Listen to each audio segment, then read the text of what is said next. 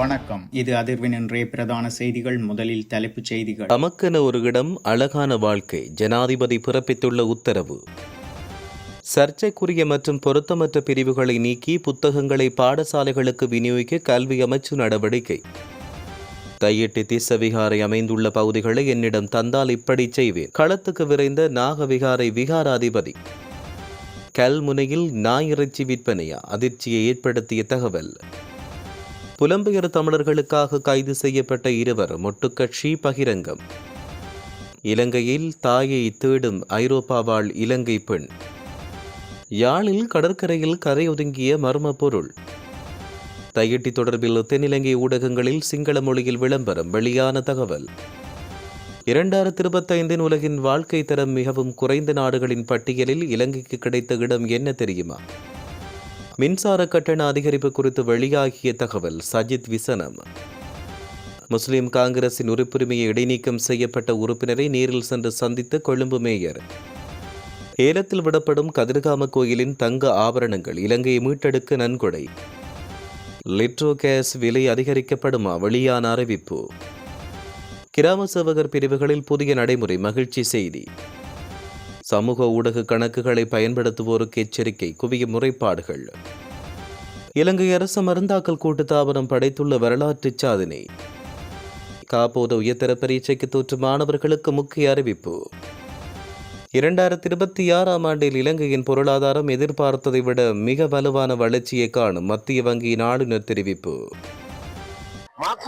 மக்கள் தங்களுடைய உள்ள குமுறல்களை வெளிப்படுத்தி ஆர்ப்பாட்டங்கள் போராட்டங்களை செய்து 2026 ஆண்டு வரவு செலவு திட்டத்தின் கீழ் செயற்படுத்தப்பட திட்டமிடப்பட்டுள்ள அனைத்து வீட்டு திட்டங்களையும் உரிய காலத்துக்குள் நிறைவு செய்து மக்களிடம் ஒப்படைக்குமாறு ஜனாதிபதி தெரிவித்துள்ளார். அந்த திட்டங்களின் செயற்பாடுகளை ஒரே நிறுவனத்தின் கீழ் மேற்பார்வை செய்வதன் அவசியத்தை ஜனாதிபதி வலியுறுத்தினார். 2026 வரவு செலவு திட்ட ஒதுக்கீட்டின் கீழ் செயற்படுத்தப்படும் தமக்கென ஒரு இடம், அழகான வாழ்க்கை என்ற தேசிய வீட்டு திட்டம் உள்ளிட்ட ஏனைய வீட்டு திட்டங்கள் மற்றும் தற்போதைய செயற்பாடுகளை மீளாய்வு செய்வதற்காக தேசிய வீடமைப்பு அபிவிருத்தி அதிகார சபையின் அதிகாரிகளுடன் நேற்று முற்பகல் ஜனாதிபதி அலுவலகத்தில் இடம்பெற்ற கலந்துரையாடலின் பொழுது ஜனாதிபதி அனுகுமார் திசாநாயக்க இவ்வாறு தெரிவித்தார். 2026 ஆண்டு வரவு செலவு திட்ட ஒதுக்கீட்டின் கீழ் குறைந்த வருமானம் பெறும் குடும்பங்களுக்காக 10,200 மில்லியன் ரூபாய் செலவில் செயற்படுத்தப்படும் வீட்டு திட்டம் மற்றும் யுத்தம் காரணமாக இடம்பெயர்ந்த மக்களுக்காக 5,000 மில்லியன் ரூபாய் செலவில் செயற்படுத்தப்படும் வீட்டு திட்டங்களின் திட்டமிடல் செயற்பாடு மற்றும் நிறைவு செய்ய உள்ள காலக்கெடு தொடர்பில் ஜனாதிபதி இதன்போது அவதானம் செலுத்தியுள்ளார். மேலும் தேசிய வீடமைப்பு அபிவிருத்தி அதிகார சபையின் கீழ் கடந்த ஆண்டுகளில் ஆரம்பிக்கப்பட்டு இன்னும் முடிக்கப்படாத வீட்டு திட்டங்களை விரைவில் முடிப்பது குறித்து கவனம் செலுத்தப்பட்டுள்ளது. வீடமைப்பு நிர்மாணிப்பு மற்றும் நீர்வளங்கள் அமைச்சர் வைத்தியர் சுசில் ரணசிங்க, வீடமைப்பு நிர்மாணிப்பு மற்றும் நீர்வளங்கள் பிரதி அமைச்சர் டி பி சரத், ஜனாதிபதியின் சிரேஷ்ட மேலதிக செயலாளர் ரசஸ் அபோன்சு, வீடமைப்பு நிர்மாணிப்பு மற்றும் நீர்வளங்கள் அமைச்சின் செயலாளர் பொறியாளர் எல் குமுதுலால் போகவத்த, தெரீசேரியின் வரவு செலவு திட்ட திணைக்களத்தின் பணிப்பாளர் நாயகம் ஜூட் நிலுக்ஷான் மற்றும் தேசிய வீடமைப்பு அதிகார சபையின் தலைவர் ஜே.கே. அரவிந்த் ஸ்ரீதாந்த் உள்ளிட்ட தேசிய வீடமைப்பு அதிகார சபை மற்றும் நிதியமைச்சின் சிரேஷ்ட அதிகாரிகள் இந்த நிகழ்வில் கலந்து கொண்டனர். 6ஆம் வகுப்பு ஆங்கில பாடம் தொடர்பான தொகுதியிலிருந்து சர்ச்சைக்குரிய மற்றும் பொருத்தமற்ற பிரிவுகளை நீக்கி அந்த புத்தகங்களை பாடசாலைக்கு விநியோகிக்க கல்வி அமைச்சு நடவடிக்கை எடுத்துள்ளது. புதிய கல்வி சீர்திருத்தங்களின் கீழ் அறிமுகப்படுத்தப்பட்ட இந்த புத்தகங்களின் சர்ச்சைக்குரிய பகுதிகளை நீக்கிய பின்னர் எதிர்காலத்தில் விநியோக நடவடிக்கைகள் மேற்கொள்ளப்படும் என கல்வி அமைச்சின் செயலாளர் நாளுக்கு கல்விவர் தெரிவித்தார். இந்த தொகுதியில் 3.5 லட்சம் புத்தகங்களை அச்சிடுவதற்கு 60 மில்லியன் ரூபாய்க்கும் அதிகம் செலவு செய்யப்பட்டதாக தெரிவிக்கப்படுகிறது. கொழும்பில் உள்ள கிடங்குகளில் தற்போது சேமித்து வைக்கப்பட்ட இந்த புத்தகங்கள் எதுவும் இன்னும் பாடசாலைக்கு வெளியிடப்படவில்லை என்றும் செயலாளர் உறுதிப்படுத்தினார். பொருத்தமற்ற பகுதிகளை அகற்றிய பின்னர் மீதமுள்ள பகுதி விநியோகிக்கப்படும். மேலும் இது தொடர்பாக ஆசிரியர்களுக்கு தெரிவிக்க சிறப்பு அறிவுறுத்தல்கள் வழங்கப்படும் என்றும் அவர் தெரிவித்தார். தையிட்டி விவகாரம் தற்போது பேசுபொருளாகியுள்ள நிலையில் நைனாதிப விகாரையின் விகாராதிபதி நவதலக பதும தலைமையிலான பௌத்த பிக்குகள் நேற்று தையிட்டிக்கு விஜயம் செய்தனர். இவ்வாறு விஜயம் செய்த குழுவினர் அங்குள்ள காணி உரிமையாளர்கள் மற்றும் பொதுமக்களுடன் கலந்துரையாடலில் ஈடுபட்டனர். பின் ஊடகங்களுக்கு கருத்து வெளியிட்ட போது தையிட்டி விகாரை அமைந்துள்ள காணி உரிமையாளர்களுக்கு காணிகளை மீளவும் கையளிக்க வேண்டும் என நைனாதிப நாகவிகாரையின் விகாராதிபதி தெரிவித்தார். மேலும் தையிட்டி விகாரை அமைந்துள்ள காணி தனியாருடையது, அந்த காணிகளை அவர்கள் மீள கையளிக்க வேண்டும். தையிட்டி விகாரை தற்போது அமைந்துள்ள பகுதிகளை என்னிடம் தந்தால் தையிட்டி விகாரைக்கு சொந்தமான காணியில் காணியை இழந்தோருக்கு மாற்று காணிகளை தருவேன். போலீசார் போராடும் மக்களுக்கு பாதுகாப்பு அளிக்க வேண்டும். மாறாக அவர்களை அச்சுறுத்தி அவர்களுக்கு எதிராக வழக்கு தொடரக்கூடாது என்று தெரிவித்தார். இதேவேளை யாழ்ப்பாணம் தையிட்டி திஸ்ஸவிகாரையின் விகாராதிபதி ஜிந்தோட்டை நந்தராமதிர்ரை யாழ் மாவட்ட செயலாளர் பிரதீபன் நேற்று தையிட்டி விகாரையில் சந்தித்து கலந்துரையாடினார். கடந்த 31ஆம் தேதி தையிட்டி விகாரைக்காக காணிகளை இழந்தவர்களை மாவட்ட செயலத்தில் சந்தித்து கலந்துரையாடியின் தொடர்ச்சியாக தையிட்டி விகாராதிபதியை நேற்றைய தினம் சந்தித்ததாக மாவட்ட செயலாளர் தெரிவித்தார். இது இவ்வாறு இருக்க யாழ்ப்பாணம் தையிட்டி திஸ்ஸ ரஜமக விகாரை தொடர்பில் தென்னிலங்கையில் தவறான தகவல் பரப்பப்படுவதால் சிங்கள பொதுமக்களுக்கு உண்மை நிலையை வெளிப்படுத்த சிங்கள மொழியில் தென்னிலங்கை ஊடகங்களில் விளம்பரங்களை பிரசுரிக்க வலிகாமம் வடக்கு பிரதேச சபை தீர்மானித்துள்ளது. வலிகாமம் வடக்கு பிரதேச சபையின் விசேட அமர்வு தவிசாளர் சோமசுந்தரம் சுகிரதன் தலைமையில் இடம்பெற்ற போது இந்த விடயம் தெரிவிக்கப்பட்டது. இதையடுத்து தையிட்டி விகாரை காணி வரைபடங்களை சிங்கள ஊடகங்களில் தெளிவாக பிரசுரித்து விளம்பரங்களை போட சபையில் ஏகமனதாக தீர்மானிக்கப்பட்டுள்ளது. கல்முனை பெரிய நீலாவணை நாய்கள் கொல்லப்பட்டு இறைச்சிக்காக வெட்டப்பட்டுள்ளமை தொடர்பில் பெரிய நீலாவணை போலீஸ் நிலையத்தில் முறைப்பாடு செய்யப்பட்டுள்ளது. இந்த முறைப்பாட்டை கல்முனை மாநகர சபையின் முன்னாள் உறுப்பினர் மேற்கொண்டுள்ளார். இந்நிலையில் நாய்கள் வெட்டப்பட்டு ஆட்டு இறைச்சியுடன் கலப்பதற்காக கொல்லப்பட்டிருக்கலாம் என்று சந்தேகம் எழுவதாக தெரிவித்தார். கல்முனை மாநகர சபை எல்லைக்குட்பட்ட பெரிய நீலாவணை விஷ்ணு மகாவித்தியாலய மைதானத்தில் உள்ள பனைமரம் ஒன்றில் நாய் ஒன்று கொல்லப்பட்டு கட்டி தொங்கவிடப்பட்ட நிலையில் மற்றொரு நாய் இறந்த நிலையில் பிரதேசவாசிகளால் அவதானிக்கப்பட்டது. நேற்றைய தினம் புதுவருட பிறப்பை முன்னிட்டு இறைச்சி வகைகளுடன் கலப்பதற்காக நாய்கள் கொல்லப்பட்டிருக்கலாம் என்று மக்கள் சந்தேகிக்கின்றனர். அத்துடன் இறைச்சி பெட்டிகள் உள்ளிட்ட சந்தேகத்துக்கிடமான பொருட்கள் காணப்பட்டுள்ளன. இந்நிலையில் சம்பவம் தொடர்பில் பெரிய நீலாவணை போலீஸ் நிலைய பொறுப்பதிகாரி தலைமையில் விசாரணைகள் மேற்கொள்ளப்பட்டுள்ளன. இதேவேளை கடந்த சில வருடங்களுக்கு முன்னர் ஆட்டு இறைச்சி போல நாய் இறைச்சி விற்பனை செய்த சம்பவம் பதிவாகியுள்ளன.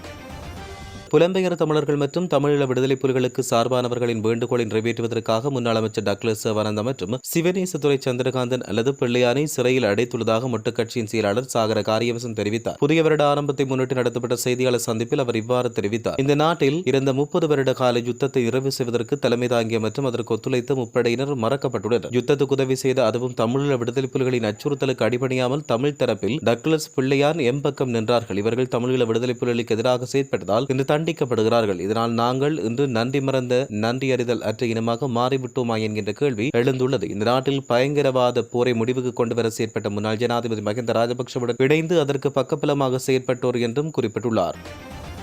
ஐரோப்பாவில் வசிக்கும் இலங்கையை பூர்வீகமாக கொண்ட பெண்ணொருவர் தன்னுடைய உயிரியல் தாயை கண்டுபிடிக்கும் முயற்சியில் ஈடுபட்டார். 39 ஆண்டுகளுக்குள் நெதர்லாந்தில் உள்ள குடும்பம் ஒன்றுக்கு தத்து கொடுத்த நிலையில் தற்போது உண்மையான தாயை கண்டுபிடிக்கும் முயற்சியில் ஈடுபட்டுள்ளார். 39 வயதான இந்திராணி என்ற பெண்ணை இந்த நடவடிக்கையில் ஈடுபட்டார். இதற்காக எதிர்வரும் ஜூன் மாதம் இலங்கை வரவுள்ளார். அவரிடமுள்ள ஆவணங்களுக்கு அமைய அவர் 1986 ஆண்டு ஜனவரி மாதம் 12ஆம் தேதி கொழும்பில் உள்ள சொய்சா மகளிர் வைத்தியசாலையில் பிறந்தார். அவரின் தாயார் 1965ஆம் ஆண்டு 8ஆம் மாதம் 19ஆம் தேதி பிறந்தவர் என்று தெரிவிக்கப்படுகிறது. அவரின் தாயார் 20 வயதிற்குள் 3 குழந்தைகளின் தாயாக இருந்தார். அவர் திருமணமாகாத பெண் மற்றும் அவரின் குடியிருப்பு முகவரி 136/11 ப்ளூமெண்டல் வீதி கொட்டாஞ்சேனை ஆகும். இந்திராணியின் தாயார் ஒரு பிரமாண பத்திரத்தில் தன்னுடைய குழந்தை நீர்கொழும்பு மருத்துவமனையில் பிறந்ததாக அறிவித்தார். தற்போது நெதர்லாந்தில் வசிக்கும் இந்திராணி தன்னுடைய கணவர் மற்றும் குழந்தைகளுடன் தன்னுடைய தாயை தேட ஜூன் மாதம் இலங்கை வருவதற்கு எதிர்பார்த்துள்ளார்.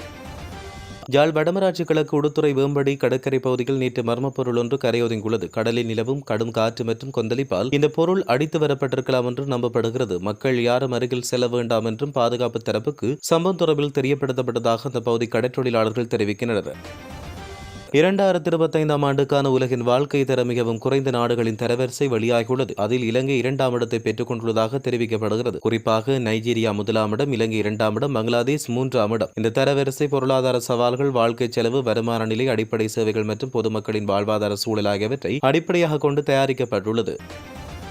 டிட்வா சூறாவளியினால் லட்சக்கணக்கான மக்கள் நிற்கதியாக உள்ளாகிய நிலையில் அரசாங்கம் மின்சார கட்டணத்தை 11.57 வீதத்தால் அதிகரிக்க தயாராகி வருவதாக எதிர்க்கட்சித் தலைவர் சஜித் பிரேமதாச குற்றம் சாட்டியுள்ளார். சுபீட்சமான தேசத்தையும் சிறந்த வாழ்க்கையை கட்டியெழுப்புவதாக கூறி ஆட்சிக்கு வந்த இந்த அரசாங்கம் மக்களை ஏழ்மைக்கும் சொல்லொன்னா துயரத்துக்கும் தள்ளிக் கொண்டுள்ளதாக அவர் குற்றம் சாட்டினார். அவர் மேலும் தெரிவிக்கையில், எதிர்க்கட்சியில் இருந்தபோது மேடைகள் தோறும் மின்சார கட்டணத்தை 33% குறைப்போம் என்று வாக்குறுதி அளித்தார்கள். 900 ரூபாய் மின்சார பட்டியலை 6000 ரூபாவாகவும் 3000 ரூபாய் பட்டியலை 2000 ரூபாவாக குறைப்போம் என்று உறுதியளித்துவிட்டு இன்று மக்கள் வழங்கிய ஆணையை மறந்து மின்சார கட்டணத்தை 11.57 வீதத்தால் உயர்த்த திட்டமிடுகிறார்கள். ஜனாதிபதி பகிரங்கமாக வழங்கிய வாக்குறுதியை நம்பி மக்கள் இந்த அரசாங்கத்துக்கு வாக்களித்தனர். ஆனால் இன்று அந்த நம்பிக்கையை துரோகம் செய்து மக்களின் அடிப்படை மனித உரிமைகளை மீறும் வகையில் அரசாங்கம் செயற்படுவதாக சுட்டிக்காட்டினார்.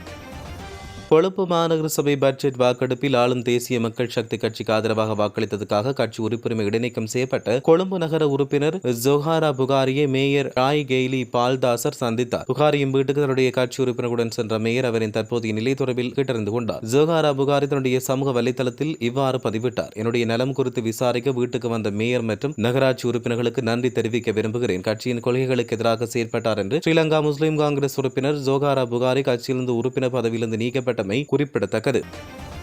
ருகுணு கதிர்காம மகா தேவாலயத்தின் பாதுகாப்பு பெட்டகங்களில் உள்ள தங்க கையிருப்பில் தெய்வ உருவம் பொறிக்கப்பட்ட தங்க பொருட்கள் தவிர்த்த ஏனையவற்றில் 70% ஏலத்தில் விற்பனை செய்து அதன் மூலம் கிடைக்கும் பணத்தை பில்டிங் ஸ்ரீலங்கா நிதியத்துக்கு நன்கொடையாக வழங்க கதிர்காம பஸ்நாயக்க நிலைமை தீர்மானித்தார். இந்த ஏலம் இரத்தினக்கல் மற்றும் ஆபரண அதிகார சபையின் மேற்பார்வையின் கீழ் இடம்பெறவுள்ளது. வெளிப்படைத்தன்மையுடன் அரசாங்கத்துக்கு வழங்கப்படும் நன்கொடை சமீபத்திய வரலாற்றில் பக்தர்களால் தேவாலயத்துக்கு பூஜை செய்யப்பட்ட தங்கம் மிகவும் வெளிப்படையான முறையில் அரசாங்கத்திடம் ஒப்படைக்கப்படும் என்று அவர் தெரிவித்தார். இதுகுறித்து அவர் தெரிவிக்கையில், நாங்கள் இது தொடர்பில் பௌத்த விகார ஆணையாளர் நாயகத்திடம் ஆலோசனைகளை கோரியுள்ளோம். 2000 ஆண்டுகள் பழமையான தங்கத்தை நாங்கள் பயன்படுத்தப் போவதாக வெளியான செய்திகள் முற்றிலும் பொய்யானவை. சமீபத்திய காலப்பகுதியில் பக்தர்களால் வழங்கப்பட்ட தங்கத்தை மிகவும் வெளிப்படைத்தன்மையுடன் அரசாங்கத்துக்கு வழங்க திட்டமிட்டுள்ளதாக தெரிவித்தார்.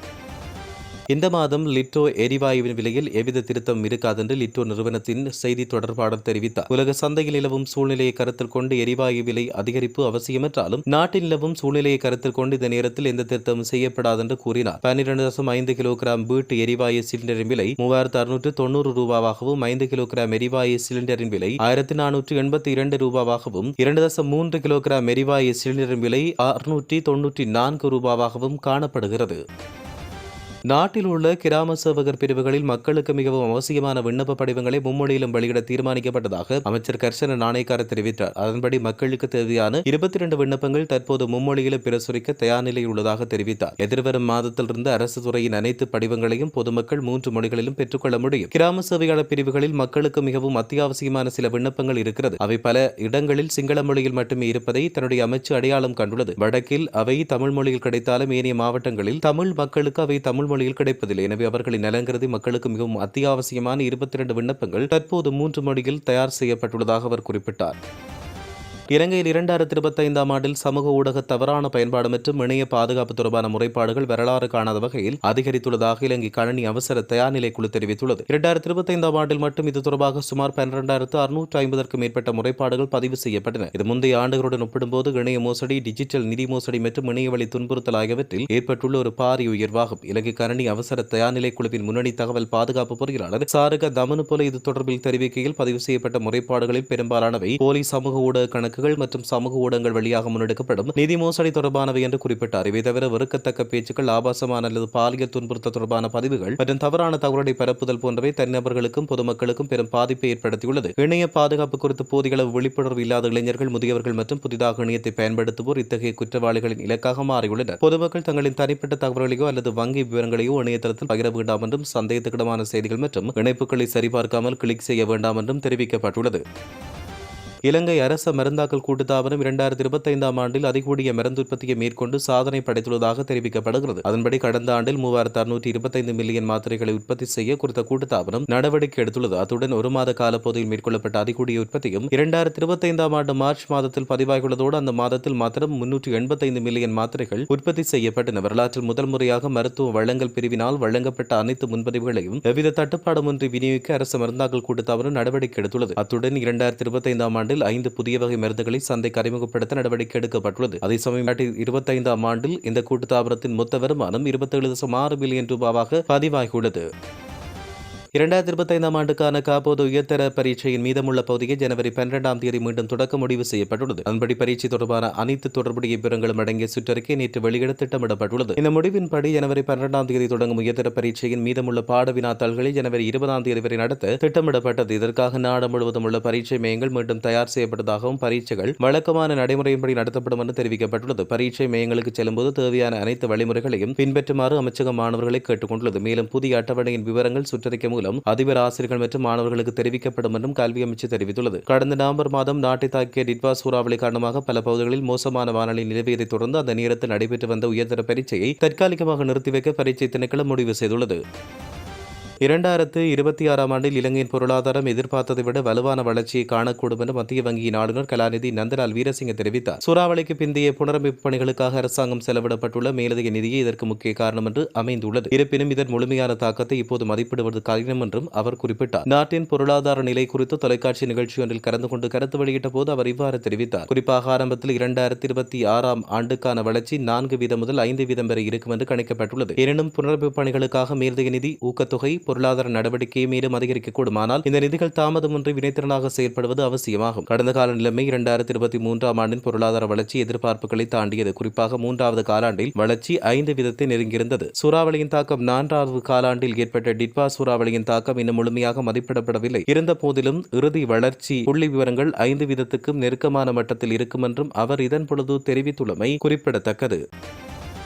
ஒரு விடயம் இருக்கின்றது, இன்னைக்கு உங்களுக்கு எல்லோருக்குமே தெரியும். அதாவது இந்த ஜெய்சங்கர் அவர்கள் வெளிவிவகார அமைச்சர் இலங்கைக்கு வந்த போது நமது தமிழ் கட்சிகள் எல்லாமே சென்று சந்தித்தார், கைலாக கொடுத்தார்கள், கட்டி அணைத்து கொண்டார்கள். ஆனால் இங்க எல்லோருக்குமே தெரியும், இன்றைக்கு வடக்கில் பூதகரமாக இருக்கின்ற பிரச்சனை தான் வேறு எதுவுமில்லை, இந்திய மீனவர்களுடைய ஆக்கிரமிப்பு. அவர்களுடைய ஆக்கிரமிப்பு என்பது வேறு எதுவுமில்லை, எங்களுடைய மீனவர்கள் தலையில் இடியை வீழ்த்துகின்ற, அவர்களுடைய வாழ்க்கையை நாசமாக்குகின்ற, அவர்களுடைய வாழ்வாதாரத்தை கேள்விக்குறியாக்குகின்ற வேலையை செய்கின்றார்கள் இந்திய மீனவர்கள். அப்ப அந்த விஷயமாக இந்தியாவிலிருந்து வந்திருக்கின்ற பிரதான ஒரு அதிகாரியோடு அல்லது வெளிநாட்டு வெளிவிவகார அமைச்சரோடு இவர்கள் பேசியிருக்க வேண்டிய விடயம் என்ன? இந்த பிரச்சனை யாரும் வாய் திறக்கவில்லை. அது மாத்திரமல்ல, மக்கள் தாங்களுடைய எதிர்ப்பினை தெரிவிக்கின்ற பொழுது மக்கள் தங்களுடைய உள்ள குமுறல்களை வெளிப்படுத்தி ஆர்ப்பாட்டங்கள் போராட்டங்களை செய்து அந்த போராட்டத்தின் மூலமாவது எங்களுடைய இந்திய மீனவர்களுடைய வருகை தடுக்க முடியுமா என்ற முயற்சிகளை மேற்கொள்கின்ற பொழுது ஜெய்சங்கரிடம் சென்று எங்களுடைய தமிழ் கட்சிகள் கோல் சொல்லுகின்றார்கள். அதோ அவன் போராடினான், இவன் போராடினான். அது மாத்திரமல்ல, அவர்கள் இந்திய தூதரகத்துக்கு எதிராக பேசினார்கள், அவர்கள் இன்னொருடைய ஆக்கள், இவர்கள் இன்னொருடைய கைகூலிகள் என்று கூறினார்களே தவிர அவ்வாறு இங்க இருக்கின்ற மக்களை சுயமாக எழுந்தின்று போராடிய மக்களை காட்டி கொடுத்தார்களை தவிர வேறு எதுவும் கிடையாது. அந்த வகையில் நாங்கள் அரசாங்கம் என்ற வகையில் இதற்கு எதிரான நடவடிக்கைகள் தொடர்ந்த வண்ணம் இருக்கின்றது. அந்த தொடர்ச்சியாக நடவடிக்கைகளை நாங்கள் எடுத்து வருகின்றோம். அந்த தொடர்ச்சியாக எடுக்கின்ற நடவடிக்கைகள் ஒன்றுதான் இப்பொழுது அண்மை நாட்களில் தொடர்ச்சியாக இந்திய மீனவர்களுடைய கைது. அது மாற்றமல்ல, நாங்கள் எதிர்வரும் காலங்களிலும் கூட நாங்கள் இது சம்பந்தமாக கூடுதலான ராஜதந்திர ரீதியான பேச்சுவார்த்தையில் ஈடுபடுவதற்கும் அதன் மூலமாக இவைகளை தடுத்து நிறுத்துவதற்கு எதுவான நடவடிக்கைகளை எடுக்கலாம் என்று நாங்கள் யோசித்து. இத்துடன் செய்திகள் நிறைவடைகின்றன. மறக்காமல் அதிர்வு சேனலை லைக் மற்றும் சப்ஸ்கிரைப் செய்து கொள்ளுங்கள்.